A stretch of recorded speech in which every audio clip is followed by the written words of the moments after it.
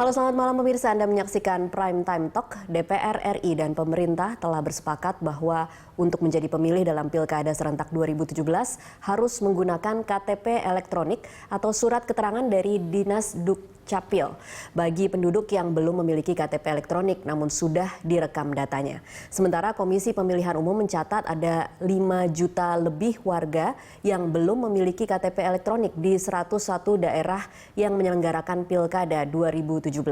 Dengan demikian, apakah surat keterangan dari Dinas Dukcapil ini efektif untuk mencegah pemilih fiktif atau mobilisasi pemilih oleh pihak yang ingin bertindak curang dalam Pilkada? Kita akan membahas persoalan ini bersama peneliti Perkumpulan untuk Pemilu dan Demokrasi Perludem, Fadli Ramadhanil. Selamat malam, Mas Fadli. Selamat malam. Ya, dan juga bergabung dari luar studio pemirsa Komisioner KPU Hadar Gumai. Selamat malam, Pak Hadar. Selamat malam Tasya, selamat malam Fadil. Selamat malam Pak Hadar. Ya, baik. Pak Hadar, pertama-tama saya ingin mengkonfirmasi angka DPT yang sudah direkapitulasi KPU berapa dan berapa dari angka itu yang kemudian belum memiliki KTP elektronik, Pak Hadar? Ya, angkanya sebetulnya yang sudah masuk di dalam sistem kami itu ada 40.229.699 pemilih. Tetapi ini belum termasuk 11 daerah atau 11 kabupaten kota yang masih merapihkan dan memasukkan datanya ke dalam sistem Sidalih. Boleh tahu Pak, 11 daerah yang belum masuk mana saja? Tetapi belum,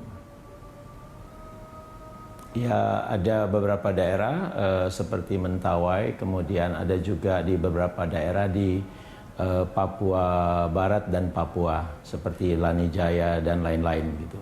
Baik. Nah, tetapi sekarang sedang disiapkan dan segera untuk kemudian digabungkan dengan 100 daerah lainnya, sehingga publikasi yang sudah kami mulai tayangkan sebetulnya DPT ini itu bisa lengkap seluruh 101 daerah pilkada kita. Baik, Pak Hadar, kemarin kita sempat mendengar bahwa ada pernyataan KPU hanya akan memberlakukan kebijakan tunggal untuk pemilih di Pilkada serentak adalah bagi mereka yang memiliki KTP elektronik, dan kemudian ditambahkan lagi bila mereka yang sudah merekam datanya tetapi belum memiliki KTP elektronik kemudian diperbolehkan menggunakan surat keterangan dari Disdukcapil. Sampai saat ini masih seperti ini kebijakan yang berlaku atau seperti apa, Pak Hadar? Baik, sebetulnya itu bukan KPU yang memberlakukan, tetapi ini memang yang diatur di dalam undang-undang, yang kemudian kami mengaturnya di dalam tata cara, yaitu di dalam peraturan KPU. Nah, memang para pemilih ini haruslah setelah memiliki KTP elektronik, atau kalau belum atau tidak punya KTP elektronik, tetapi perlu mendapatkan surat keterangan dari kantor Disdukcapil di daerah masing-masing. Tetapi memang banyaknya warga atau juga ketuntasan bahwa pemerintah telah mendata seluruh warga dan mempunyai KTP elektronik itu ternyata belum tuntas. Nah, karenanya kami juga mengatur dalam rangka untuk tidak membuat banyak warga yang kehilangan hak pilih, sepanjang para warga saat dicoklit, ya, dicocokkan dan penelitian beberapa waktu lalu dalam menyusun daftar pemilih kami lakukan, kalau sudah ada di dalam database kependudukan pemerintah, baik dalam bentuk DP4 yang kami terima ataupun setelah mendapat jawaban dari kantor Disdukcapil, maka mereka bisa ditetapkan di dalam DPT. Nah, jadi artinya tidak betul-betul harus telah memiliki KTP elektronik atau surat keterangan pada saat kami menyusun daftar pemilih. Tetapi kalau memang dia adalah warga dan memang sudah kita temukan di dalam DP4 atau setelah kami tanyakan kepada kantor Disdukcapil, dan mendapat jawaban betul warga tersebut ada di dalam database kependudukan yang dimiliki pemerintah, maka akan kami tetapkan di dalam daftar pemilih tetap. Baik, artinya jadi angka yang tadi sempat disebut.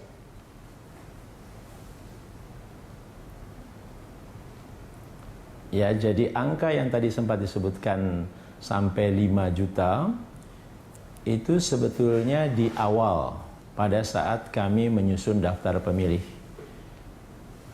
dan belum selesai, dan kemudian belum juga kita mendapatkan jawaban-jawaban dari kantor Disdukcapil. Baik. Yang akhirnya sebetulnya jumlah tersebut sudah menurun. Berapa angkanya sekarang Pak Hadar, kalau Anda tadi menyebut 40.229.699 pemilih, kemudian awalnya adalah 5 juta yang tidak memiliki IKTP, angka saat ini berapa artinya yang belum memiliki IKTP atau yang tidak bisa mengikuti pemilihan? Ya, di dalam sistem kami itu yang merekam 90 kabupaten kota saat ini, itu dapat kelihatan ada yang harus kami keluarkan dari sistem, jumlahnya 311.107 warga. Dan ini belum termasuk 11 daerah lainnya yang tadi saya katakan, maka itu diperkirakan sekitar 400.000. Oke, dari 5 juta kemudian angkanya menjadi 400.000 warga ya Pak Hadar? Betul, karena kita juga sama-sama mengetahui pemerintah pun sudah berusaha keras belakangan ini, karena ini proses penyusunan yang angka hampir 5 juta tersebut kan di sekitar pertengahan tahun ini. Jadi pemerintah sudah berusaha dan kelihatannya sudah menurun, dan kemudian kami juga sudah mendapat jawaban dari kantor-kantor Disdukcapil bahwa warga yang kami temukan tersebut, mereka katakan, oh ini adalah memang warga setempat dan mereka sudah ada di dalam database kependudukan. Nah, jadi itu bukan sama sekali warga yang belum pernah diketahui atau belum pernah dicatat. Dan juga bukan sama sekali mereka tidak punya KTP elektronik. Jadi ada perjalanan usaha pemerintah untuk mengeluarkan KTP elektronik, atau sebagian juga sudah dikeluarkan surat keterangan. Baik, Pak Hadar ditahan dulu, saya mau ke narasumber yang berada di studio, Pak Mas Fadli. Mas Fadli, kalau tadi kita mendengar keterangan dari Pak Hadar dari 5 juta angka awal, sekarang ternyata 311.107 warga yang tidak memiliki. Tadi Pak Hadar 2 kali menyebut kita harus mengapresiasi pemerintah karena artinya sudah ada usaha untuk menekan angka itu. Sudah cukup puas belum sih hanya 300.000 warga lah kira-kira yang akan kehilangan hak pilih? Iya, menurut saya soal angka ini memang perlu diverifikasi lebih lanjut, dan memang lebih baiknya soal angka berapa kemudian masyarakat atau warga negara yang sudah memenuhi syarat sebagai pemilih tapi belum punya IKTP ini tentu mesti disesuaikan sebaran angkanya per 101 daerah yang akan menyelenggarakan pilkada. Kita khawatir kalau angkanya gelondongan seperti itu, jadi tidak bisa dilihat peta persoalannya di masing-masing daerah bagaimana. Misalnya untuk Aceh yang akan menyelenggarakan pilkada di 20 kabupaten kota plus provinsinya itu, berapa kemudian warganya yang belum melakukan perekaman IKTP. Karena kalau dari penelusuran kami di Aceh itu masih cukup banyak angkanya per 1 Desember ya. Tentu sekarang sudah di akhir bulan Desember, tentu masih sudah ada pengurangan. Nah, menurut kami memang lebih idealnya baiknya memang distribusi warga negara yang belum melakukan perekaman itu per daerah, per 101 kabupaten kota itu, sehingga peta persoalannya nanti akan terlihat. Jadi berapa di masing-masing daerah itu yang belum melakukan perekaman IKTP, dan berapa yang potensial akan dimasukkan karena sudah melakukan perekaman dan sudah mendapatkan surat keterangan. Nah, terkait dengan pemutakhiran daftar pemilih ini menjadi salah satu tantangan memang bagi KPU, khususnya bagi KPU 101 daerah yang akan menyelenggarakan pilkada, karena kita kan menganut paham bahwa orang harus baru bisa memilih kalau dia sudah terdaftar di daftar pemilih. Nah, ini menjadi salah satu tantangan. Nah, tantangan terbarunya adalah ketika proses pemutakhiran daftar pemilih ini dikaitkan dengan IKTP. Nah, ini kan sebetulnya dua domain berbeda, tapi dipaksakan satu bertemu di momen pemutakhiran daftar pemilih.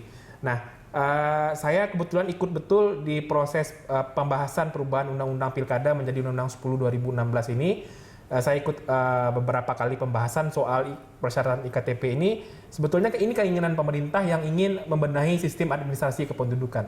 Di satu sisi menurut kami ini salah satu semangat yang baik ya sebetulnya untuk bagaimana kemudian sistem administrasi kependudukan khususnya IKTP bisa dibenahi. Tetapi deadline-nya kemudian mengambil momen pilkada ini begitu kemudian ya? ditumpangkan pada tahapan pilkada 2017 yang tahapannya sudah berjalan.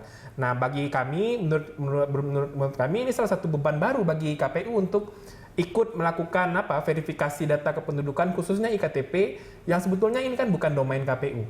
Iya. Nah, makanya ini salah satu tantangan terbesar menurut saya. Jangan sampai nanti kemudian warga negara yang betul-betul adalah orang yang berdomisili di satu daerah, tapi sayangnya belum melakukan perekaman IKTP atau belum mendapat surat keterangan, tapi tidak bisa memilih karena ketentuan administratif itu. Nah, ini yang menurut saya mesti dipastikan. Tapi tadi penjelasan Pak Hadar sudah cukup baik. Kalaupun sudah belum melakukan perekaman IKTP atau belum dapat surat keterangan, sepanjang sudah ada di dalam DP4 dan masuk dalam database kependudukan di masing-masing daerah dan dikonfirmasi ke Dukcapil yang bersangkutan kalau yang bersangkutan adalah warga di daerah itu, maka akan dimasukkan ke dalam DPT. Nah, ini informasi penting menurut saya yang selama ini kan yang berkembang itu sangat strike ya. Kalau belum punya IKTP atau tidak surat bisa. Keterangan akan dicoret dari DPT. Nah, keterangan Pak Hadar menurut saya bisa menjelaskan beberapa kekhawatiran yang sebelumnya muncul. Oke, baik, kita akan bahas lebih jauh, lebih rinci mengenai tantangan apa yang akan dihadapi nantinya kalau memang diberlakukan sistem IKTP dan kemudian atau surat keterangan dari Disdukcapil. Kira-kira apa titik-titik rawan yang kemudian bisa dimanipulasi di sana? Di segmen selanjutnya pemirsa tetaplah bersama kami, Prime Time Talk akan kembali.